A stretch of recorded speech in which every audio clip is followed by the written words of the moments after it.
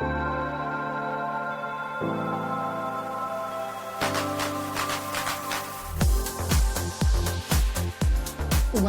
to the Dr. Nikki Starr Show, a podcast to support you in your spiritual awakening and personal development.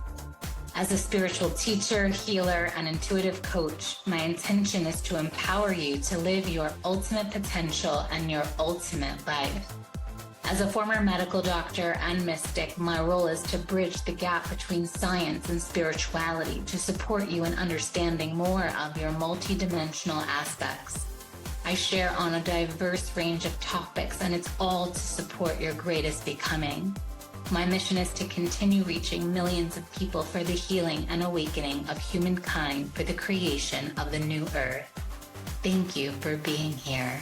Hello, everyone, and welcome to another episode of the Dr. Nikki Starr Show. Today I have with us another beautiful male expert and guest, Nicolas Canon, who for over a decade worked in relationship coaching, and he really helps to make this realm divine. He's a fellow bridge walker, a spirit and earth walker as I am. And actually, Nicolas, I believe you're also Colombian too, right? That's right, yeah. So I wasn't born in Colombia, but my lineage is Colombian through my mother's line. And so I know and I feel your shamanic roots similar to mine. And so I'm really excited for our conversation today, which is around truth being the highest form of intimacy and why it's so important for the healing of the man-woman relationship as well as greater union. So thank you, Nicolas, so much for being here today. And I actually invite you as well to give a brief introduction about yourself in terms of how you feel it relates to our topic of healing the man-woman relationship for greater union. Mm-hmm. Thank you for having me here, Nikki. And yeah, I spent about 8 years working as a dating and relationship coach. Anywhere from the fields of what was extremely practical at the beginning, like how helping men be more dynamic with women, helping women know how to behave around men, from the nuanced, what do I text him? What do I text her? The simple things, to over years realizing, okay, this is not about the tips and the tricks. There's deeper work to be done. On the other side of that, polarity, which is very well known, the ebb and flow between the masculine and the feminine. And then the deeper layers, which is, okay, before I'm a man, before you're a woman, before I embody my masculine, you embody your feminine, there are blockages that are at the energetic, spiritual. There's things that we come here to learn.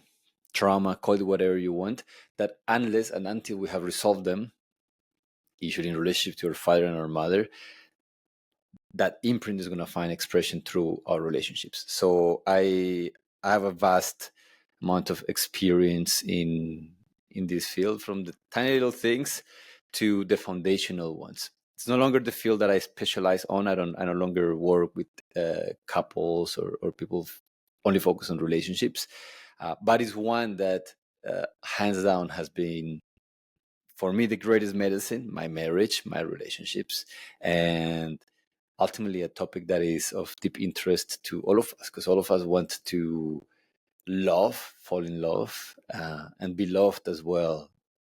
And all of us struggle to some degree with both of those. Absolutely. And I feel like that's one of the biggest fruits of the personal development path and the healing path, is the work that we do on ourselves, because then we see it reflected in all of our relationships. And even on the topic of intimacy, I used to host this experience called Adventures in Intimacy when I lived in LA. It was an in-person workshop. And I used to say all the time, into me I see. And so when I was really pondering our episode today, I was like, it's so true that if you don't tell the truth, then you're not only lying to the other person, you're lying to yourself. And so seeing into ourselves, seeing into another really requires so much truth and authenticity. And I know that in the beginning stages let's say in dating, people want to be on their best behavior, and they think they want to show up the way they want the person to see them. And I'm always like, oh my gosh, absolutely not. Be so radically and unapologetically honest so that it could be clear if you're a match or not. Like, if you don't like sports, you just say, I don't like sports.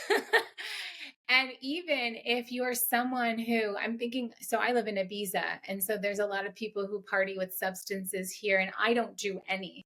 And so when I've met people, I'm like, be honest about that. Don't try to do what you think is the spiritual thing, because if you like that, guess what? There's someone who likes that too. And you want your match.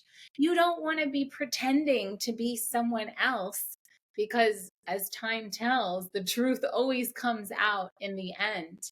And so I think right from the get-go of how we can heal the man-woman relationship is to start by being so radically honest, like to the point of like really what you love and really what you don't love, and that it's a mechanism for filtration and distillation so that your true ultimate match can be what appears in your life versus contorting and trying to make something work that just is not meant to, because that's when we suffer. Yeah. So regarding what you just shared, of course, most divorces, when people look closely at why we divorced each other, 99 out of 100 times, maybe 100 out of 100, the signs were there from the beginning. The incompatibility was there from the get-go.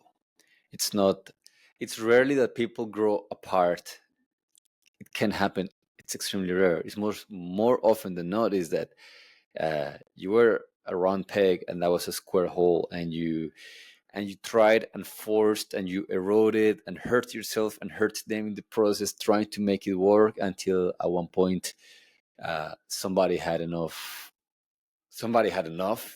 or enough self-awareness, or there was enough pain for one or both to realize, you know what, I think this isn't going anywhere.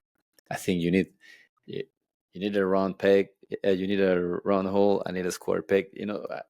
We need somebody that's going to be a match for us. That's on one hand. Relationships end for things that we're not surprised to anybody. The things that often frustrate us the most about our partners are not new. It's things that we knew from the beginning. Sometimes part of what we even liked at the beginning. For a man that is macho, masculine man, he sees a girl that is flowing and delicate and whatnot, and he's like, I love her. She's so feminine. She's so soft. She's so gracious. A few years into the marriage, he's frustrated by how she lacks a spine, how she lacks boundaries, how maybe she lacks structure. Maybe she's disempowered, afraid, insecure. It's like sometimes it goes with the package. Some women like, wow, he looks like a strong man. He looks confident. He speaks his truth. He's certain. He owns the room. A few years, sometimes a few months later, she hates the fact that he's stubborn, that he's strong-headed, that he's in his mind, that he can't feel his emotions and feel her, and he's always just telling what to do and a bit tyrannical, perhaps. And it's like, whoa, and these are extremes, of course, but we saw them, and sometimes that's what attracted us to begin with. I will say that whether we pay attention to who we are being and who we're connecting with or not, ultimately it doesn't matter. It doesn't matter because we will only match with someone at the level at which we are a right match energetically for that person.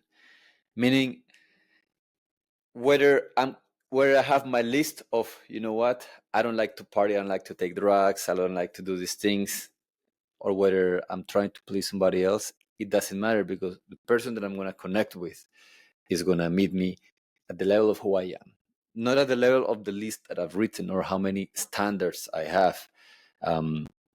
When I first met my wife, she was the opposite of what was on my standards list. There were so many things. She lived abroad. We didn't speak the same language. There were so many things that for me were opposite to the filter that I had, the list of requirements that I thought, you know what, my partner is not going to like to party, is not going to like to drink. Ultimately, it doesn't matter, because in a relationship, we're there to ultimately to see ourselves in a up close. That's the purpose of it. We can put pink glasses over it, romanticize it over here to love each other and sacred union and call it 1,000 names. Ultimately, the one true purpose of our relationship is spiritual growth. That's it. Anything outside of that, it's made up, it's fabricated. Outside of that, and procreation, that's nature's purpose for us, for the relationship.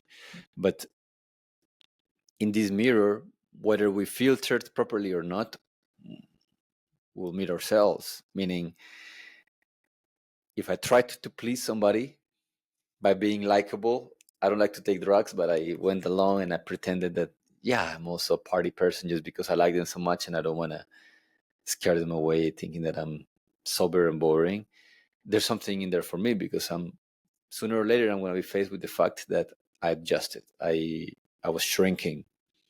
I was someone that I am really not, in order to secure their love. If that's in me, maybe I say, hey, you know what? I don't party. I don't go to these places. Okay, that's not going to happen. But maybe I don't speak my truth about smaller things. Maybe it's important for me that my partner has their own practice that is oriented towards personal growth, and maybe they're spending too much time on their phone, laying down on the couch, not doing anything exciting or meaningful with their life.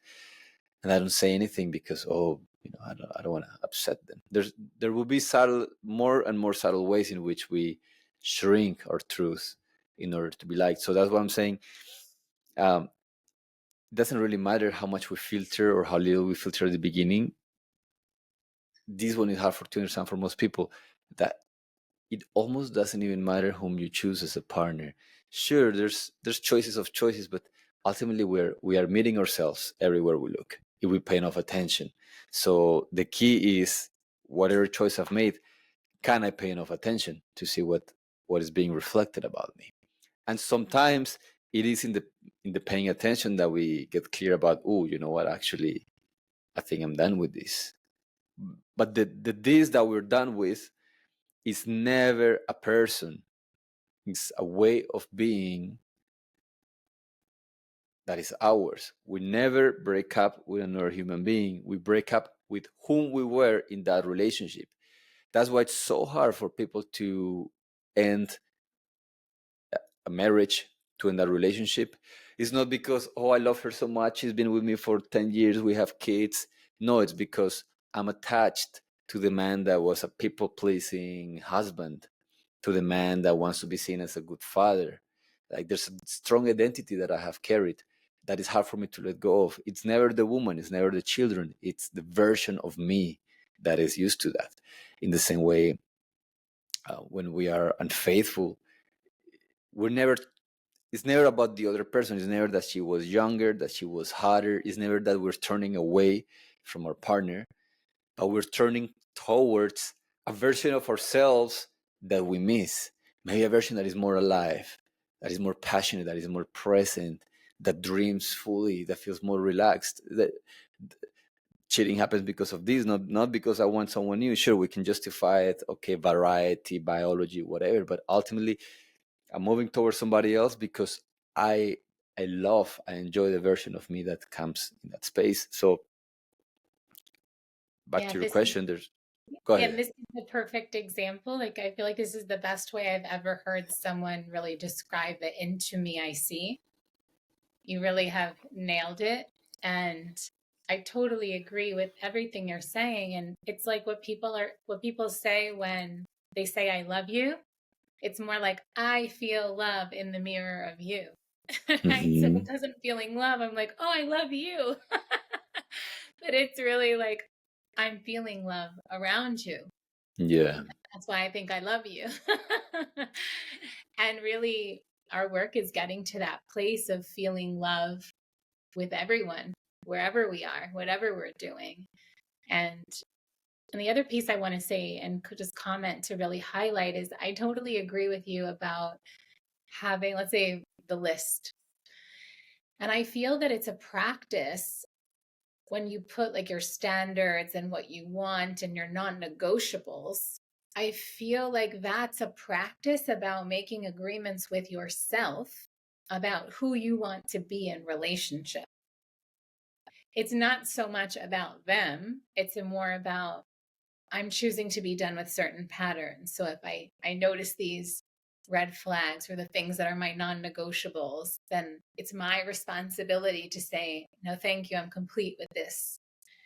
And it's true that if we have not learned the lesson yet, no amount of list is going to stop that person coming into our field and us entering into a relationship or a dynamic, because I have really seen relationships to be such an intelligent technology that it's like the person so perfectly matches, whether it's the parent where the trauma happened and you have to heal that particular wound. So you attract in the person who's like your mother or like your father. So you can go back in time in the right now moment to heal the little part of you that had that trauma. So it's true. It's like, it's also why we can't really quantify love and chemistry and attraction, because there's so many other factors that go into it. And yeah, I love this conversation so much. And so please continue. I just wanted to highlight those few things. Feel that most people are not in a state of maturity where they take full ownership for their life. It's much easier, much easier to point the finger at my partner and say, you're being this way, therefore I feel like this. You're being nice, therefore I feel loving. My life is good. You're being a pain in the ass, therefore my life is miserable. Very, very, very, very hard, because in many ways, if love is my choice and it's a place that I stand into and from which I act, very soon I will realize that I don't have to wait for my partner to give me permission to enter into that place. Most people are very uncomfortable with that, because most people want a monopoly of love, which is codependency, enmeshment. Most people do not have the maturity and the level of inner security and sense of safety to truly be with a loving partner. Because a loving partner will tell you straight up that their love for you does not depend on you. And that is freeing on one side, because you are loved no matter what, not just with endless conditions. Even though there's relationships, I believe, should be very conditional. Love is not. Relationships should be conditional. They are conditional by default. But on the other hand, a loving partner is a person that is going to be loving with themselves, with everybody else. It's a person that is going to stand in love in relationship to every other person that they meet. And this is scary, because we live in a world that is so starved of love that when we feel it a little bit, we want that person. This is why we say we have a relationship. What do you mean you have a relationship? You have a boyfriend, you have a wife, you have a husband. You have them like it's a property, it's an asset under your name that you own. This is how most of us, to some degree, relate to our partners. I have a wife, like it's property. We don't have relationships. We share them, we experience them, we go through relationships with others. We don't have them. It's not something that we own. We don't own another person.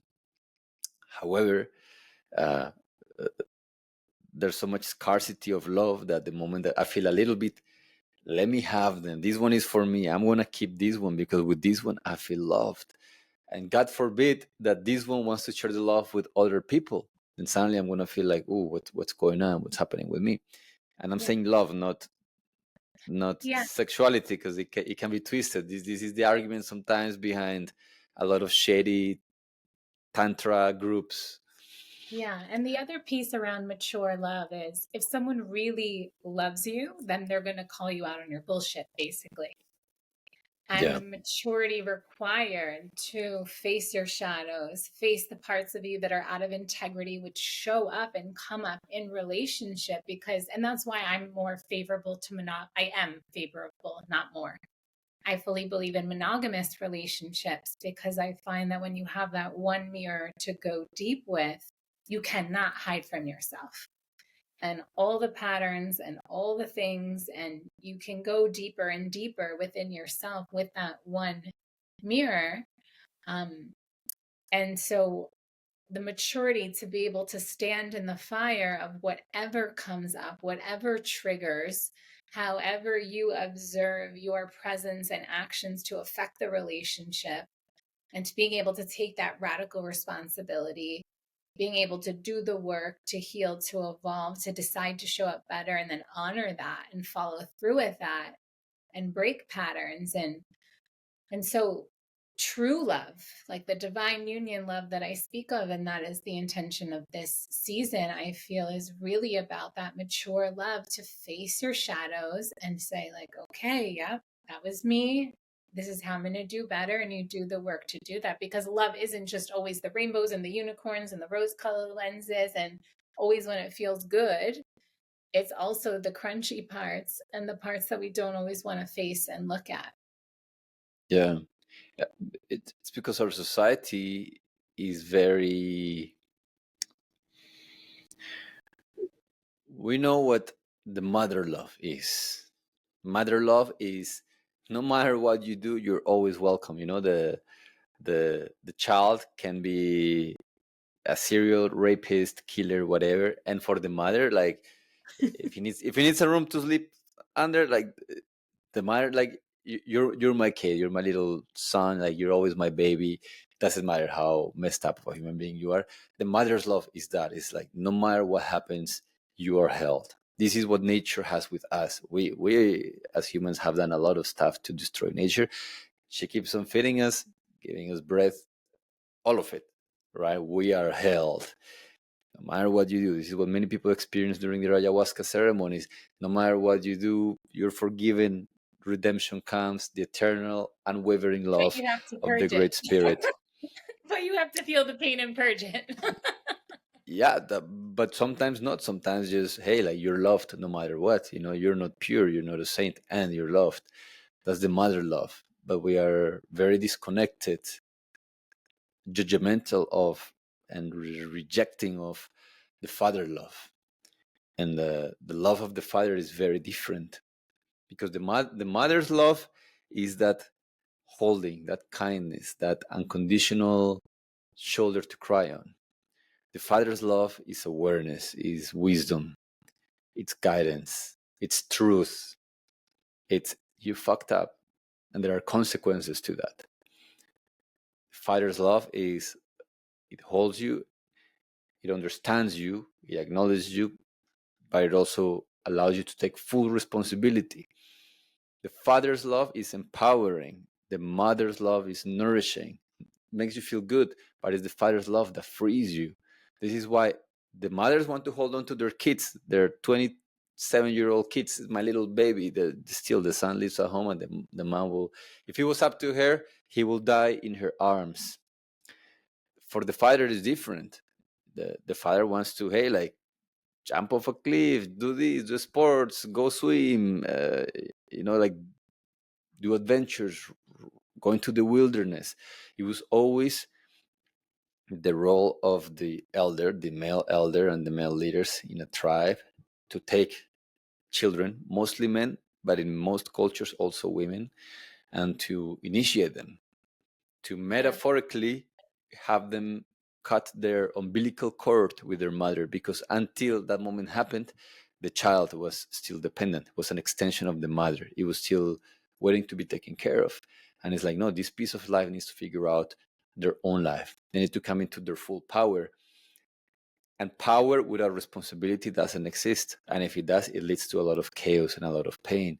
So the unwavering love of the mother, if it is not paired with the wisdom of the father, it leads to a lot of toxicity. It leads to what we see, for example, with very wealthy kids that have all of it, and their parents are a big yes to everything, but they're messed up mental health complications, drug addictions, because there's no guiding truth, there's no order, there's no discipline.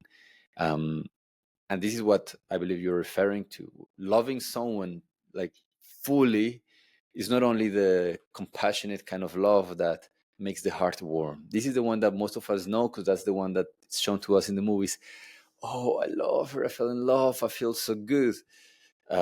We're not shown, there's not many movies made about, I loved that person, therefore I left them, therefore I ended it, because I realized that the greatest teacher for this person and the greatest gift that I could give them, no matter how much it hurts, will be the one of freeing them, so that they could face the consequences of their own actions, so they could marinate enough in their pain to gather the wisdom required for them to stand on their both feet as human beings. That's what a loving father does, what a loving parent does, right? If you just spoil them endlessly, people grow without a mission, without direction, without self-respect as well. So super, super, super essential that in our relationships, and this part is hard because most people's shame gets in the way of them receiving the father love. Like we confuse a direct word of truth, of wisdom, of honesty, of awareness for judgment. I'm not good enough, I'm disapproved. Yeah, we confuse it. So our shame takes what could have become fuel for our development, for our growth, and it turns it into an attack. Oh, don't say that. Don't speak truths to me, because I'm not yet capable of handling them. So easier for me to label you as judgmental, critical, trying to fix me, or different things. Easier to do that than for me to receive them and understand, wow, yeah, this isn't pleasant, but it's necessary. Yeah. And you're also speaking to one of the most important things I feel for sacred union and this higher level of love, because there's different types of romantic relationships we can have, of course. And the purpose of this podcast season is really to speak about the divine union love, which is the type of love that supports our greatest becoming as individuals as well as a couple. So that it's through the mirror of each other, we're actually much greater and powerful than we can be alone. And it's required to heal the relationship with the mother and the father, because if one does not do that, let's say if you have a poor relationship with your mother, then you're going to go and seek that type of love in your romantic relationship. So then you won't be able to handle anything that's not that compassionate love. And then similarly, if you didn't heal your relationship to your father, you then go and into a relationship, and when you receive the oracle of truth from your feminine woman, you take that as the criticism or the judgment, and you just can't hear it. And so it's fascinating how we can sabotage our own relationships if we don't make peace with our parents, that primary love that we lived.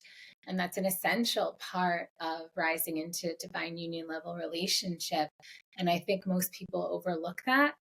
And they want all the parameters in relationship to be just right so that they can feel good, versus knowing that the purpose of the union is to support and catalyze an even greater evolution and expansion within yourself. So you will be met with the limits within yourself, and to have a healthy relationship with receiving feedback.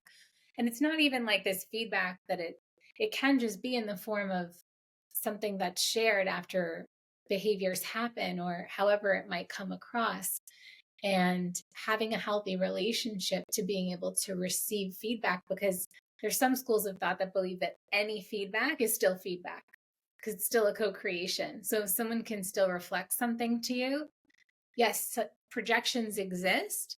And also we know how, when we think of the most compassionate figures that ever were, let's say like Buddha or Jesus, we know in those stories how they really triggered a lot of people, but then they also helped people to feel the most love they ever felt because they were these compassionate mirrors. So I find, it's once again, the intimacy piece is really to allow us to see ourselves. So if we feel criticized in relationship, we'll want to look at our father wounds. And I feel like with the mother wound, it can show up in a lot of different ways, I've found, like such as punishing or withdrawing love the moment we don't get our way. Because sometimes with mother wounds, if we didn't get that unconditional, compassionate love from our mother, then we can be conditional with our love. How have you found, I guess maybe to help people identify how have you also seen mother and father wounds play out that have sabotaged relationships, that show like, hey, this means you want to go back and look at mother and father wounds? Because I think this is an important piece that some people overlook. Yeah. So more than this being about the mother or the father, is really about, there's three energies at the foundation of everything that exists. There's the masculine, the feminine, and the space in which they dance.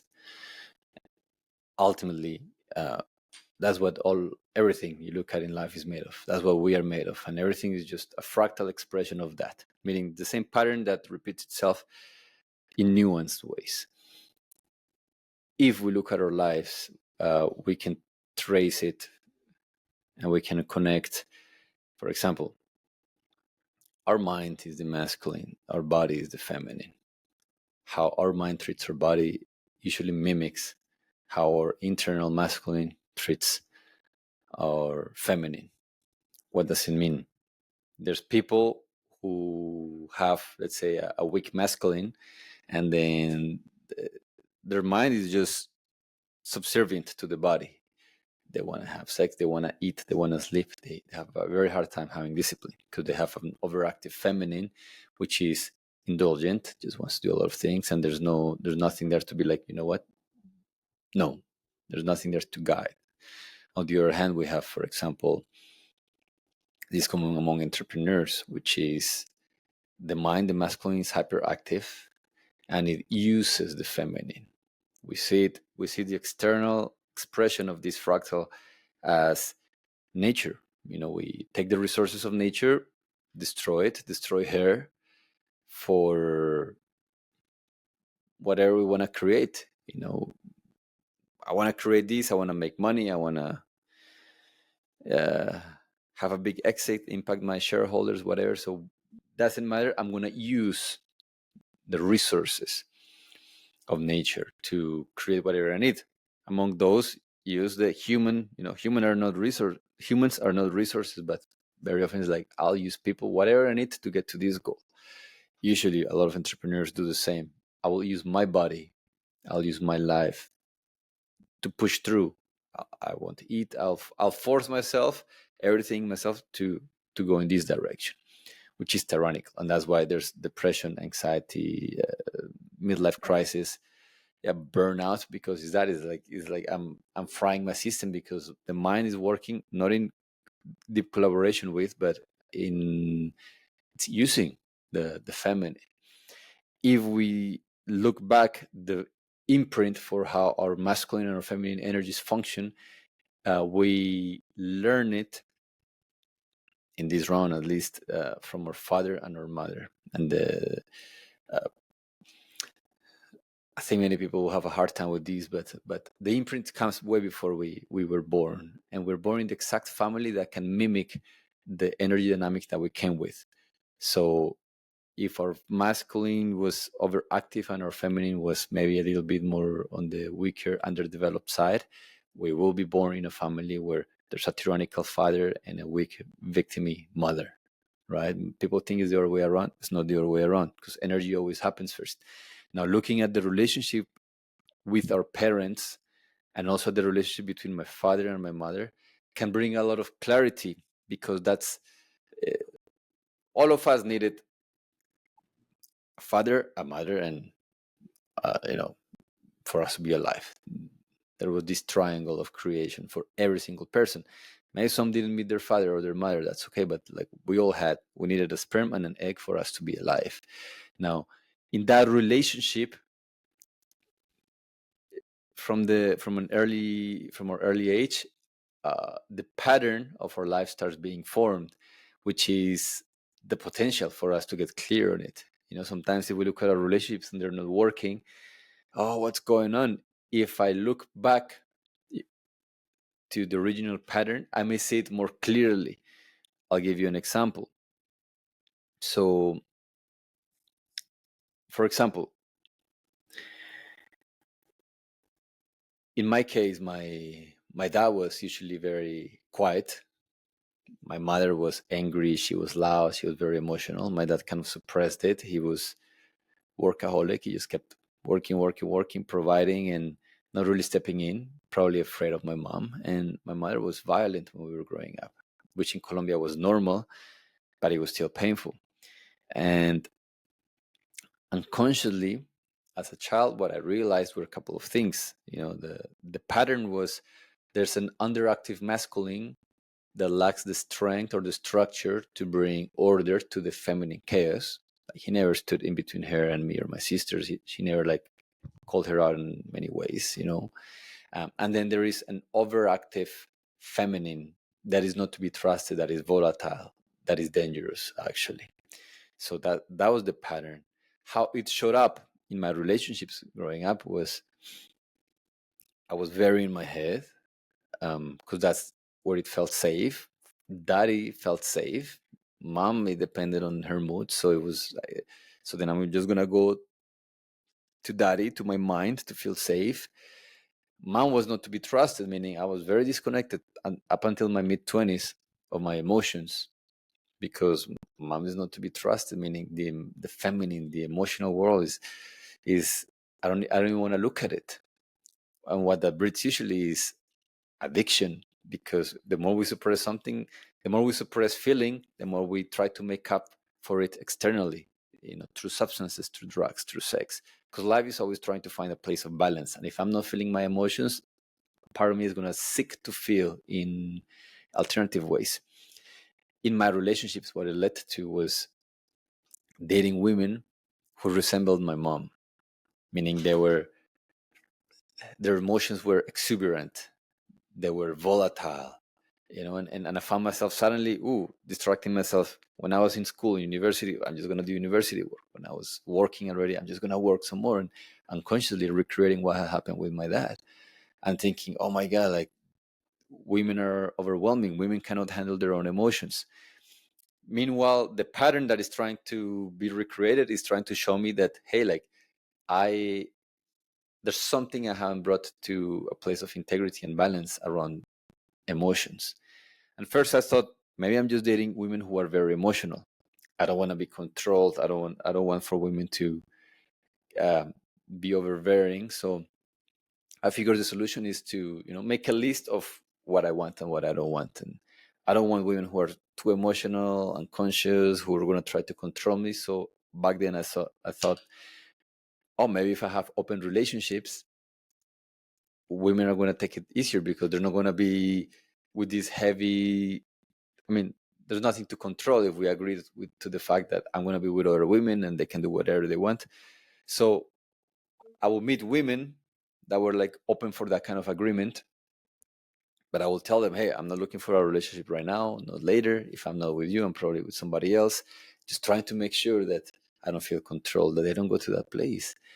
And it was interesting because even women that seemed pretty logical, level-headed at first, eventually will start getting emotional and anxious and insecure. And out of that insecurity, very controlling. So no matter where I went, I pulled that pattern towards me, until I understood, when the masculine is absent, the feminine goes into chaos. When my mind is disconnected from my emotions and my heart, I go into addiction, into suppression, into numbness, into volatility, my own explosion internally that is mimicked to me by the explosive partner, the controlling partner that wants my attention. It's not that she wants my attention, it's that my body, my life force, my feminine wants for my mind to wake up and be like, hey, let's do something together. And that's how it happened. I dated so many women thinking it's her fault and her fault and her fault, until I realized I am the common denominator. And actually, there's nothing here for me to sort out externally. Like, let me be with my emotions. Let me feel, which was a scary thing. Let me allow myself to move through what's coming up, to be okay, to accept it, to feel it, to not drown in it, not explode with it, but also not suppress it. And I realized that the more peace I made with that, suddenly the masculine became more present, and the feminine became a bit more relaxed, more calmed down. I could imagine that if my father had been more present with my mother, she would have relaxed a little bit. If he had had maybe some boundaries, it would have been good for her. Maybe she wouldn't have liked it in the moment, but she would have felt, wow, like, I can trust this man. I can't just get away with toxicity, with nonsense. So this is how exploring our mother and father's relationship to each other and what came up for us can bring a lot of clarity to our patterns, because usually, for everyone watching this, if you notice how your father treated your mother, is very often, very likely, how your mind treats your body, how your romantic relationships unfold. And it's all of that because life is seeking to come back into balance. And if you're not doing it as an internal process, which is difficult but possible, then life is going to bring you the perfect cast, the perfect woman, the perfect man that are going to play just the exact role so that you can recall that emotion that makes you connect to the imbalance, the way in which things were not in harmony when you grew up, so that you stand a chance at doing the work and coming out of those cycles. That's ultimately how the mother wound and the father wound allow us to have better relationships, because if we clear that, then we are actually free to create a relationship.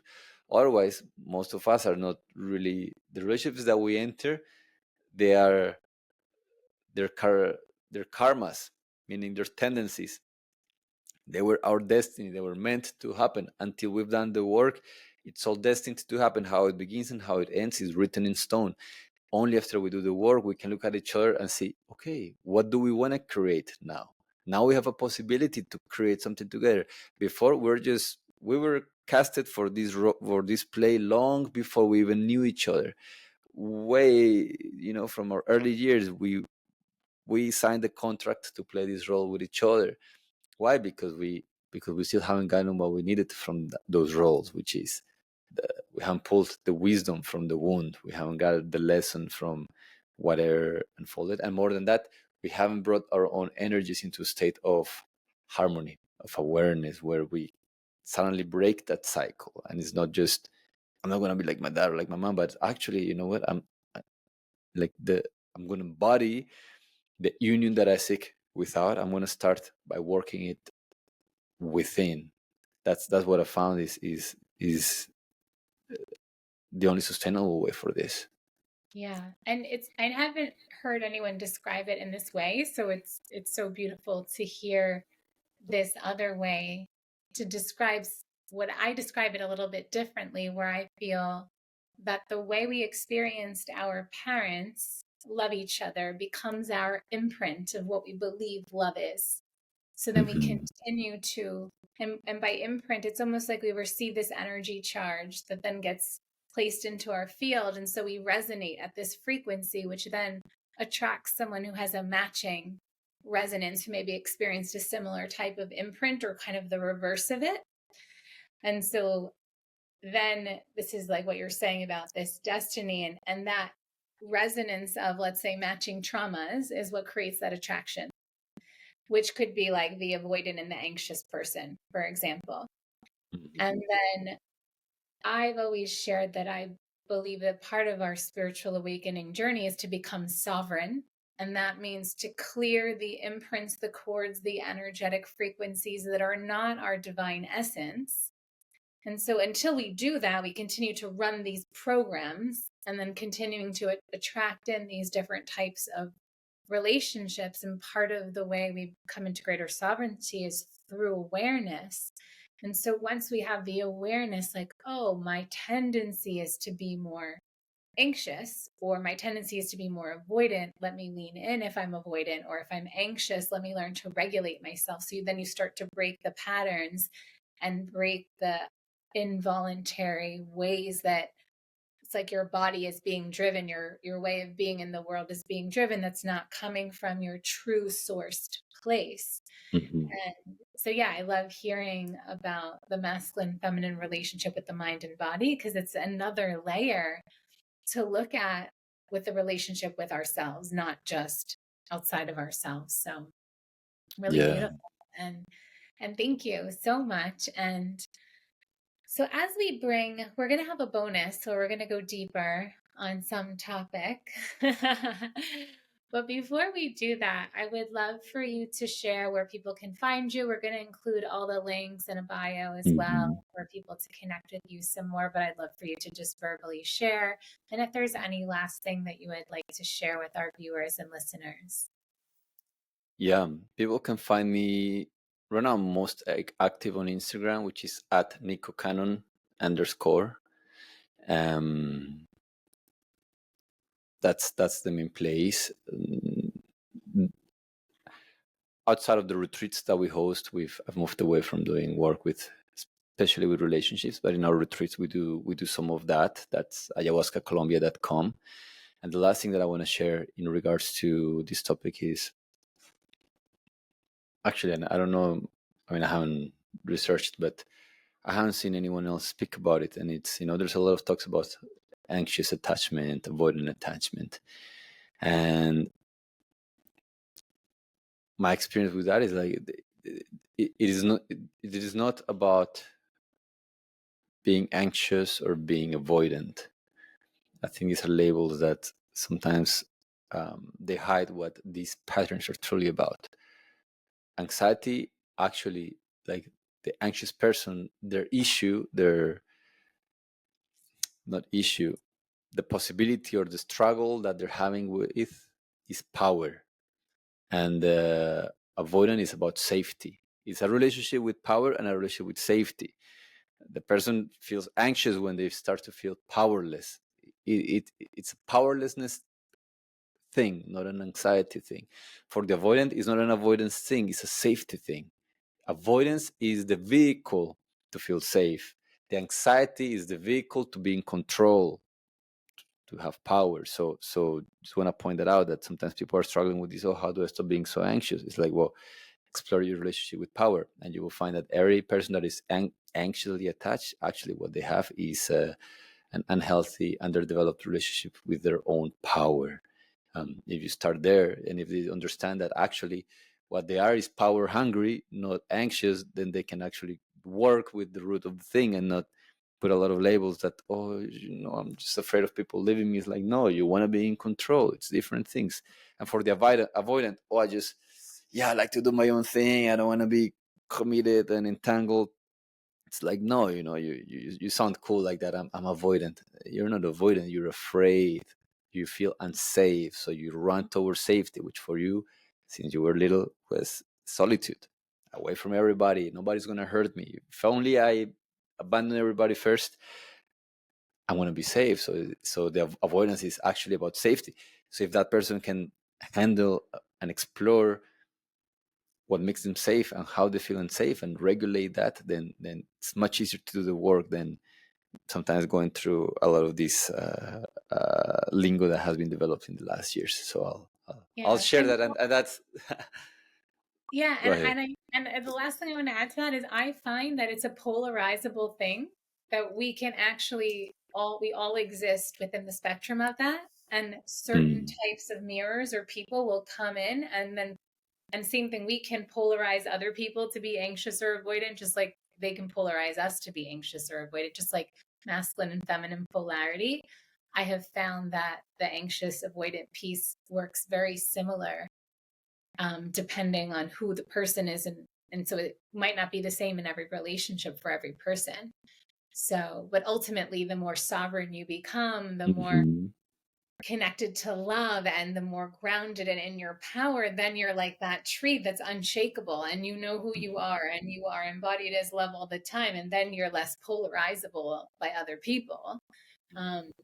But yeah, so to be continued. We have some more for you in our bonus. Thank you all so much for tuning in today. Thank you, Nicolas, for being here and a part of this conversation.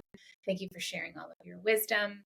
We will see you all inside the bonus content and on Instagram. Thank you and bye for now.